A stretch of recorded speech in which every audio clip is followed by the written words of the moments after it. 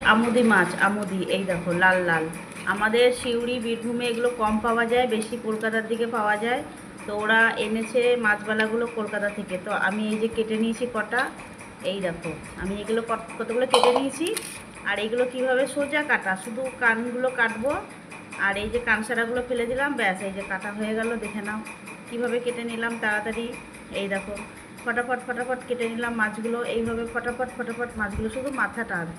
এই কানসারার দিকে এই দুটো উঠিয়ে নেবো, এই যে হয়ে গেল। পেটের মধ্যে যত ঘিলুগুলো রয়েছে সব ঘিলু নাড়ি ভুড়ি সব বেরিয়ে গেল। নিয়ে আমার কাটা কমপ্লিট। এই যে দেখো কি তাড়াতাড়ি কাটা হচ্ছে, আর খেতে এত ভালো, এত সুস্বাদু। মানে এই মাছগুলো আলাদাই টেস্ট, খুব সুন্দর খেতে। ঝাল ঝাল করবো, কষা কষা মাখা মাখা, পেঁয়াজ ভাজা, রসুন লঙ্কা একটু আদা দেবো, ব্যাস আর কোনো মশলা লাগে না। ওই দিয়ে যদি একটু কষা কষা করে করো, মাখা মাখা করে করো মাছগুলো ভেজে। এগুলো বেশি ভাজে না, হালকা হালকা করে ভাজে, কারণ এগুলো খেতে খুব ভালো। আর এক থালা ভাত খেয়ে নেবে এই দিয়েই।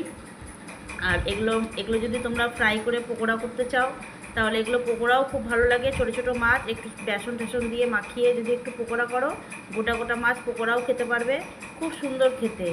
আমুদি মাছ, এগুলো হচ্ছে আমুদি। আর আমরা এগুলো পাই না আমাদের সিউড়িতে, তো পেয়ে আমি খুব খুশি হয়েছি। খুব ভালো। কেমন হয়েছে বন্ধু ভিডিওটা, কমেন্ট লাইক প্লিজ শেয়ার। আর দেখো এখন অনেক মাছ রয়েছে, আমার কাটা তাড়াতাড়ি কমপ্লিট করে নেবো ফটাফট করে। তোমাদেরকে শুধু জাস্ট দেখালাম ভিডিওটা কেমন হয়েছে, একটু বলবে। দেখো আমুদি, আর এই কটা আমি তাড়াতাড়ি তোমাদের দেখাতে দেখাতে আমার এই কটা দেখো কাটাও হয়ে গেল। তো দেখো এই যে আমার আমুদি মাছ। তো ভিডিওটা দেখে নাও কেমন, দেখো।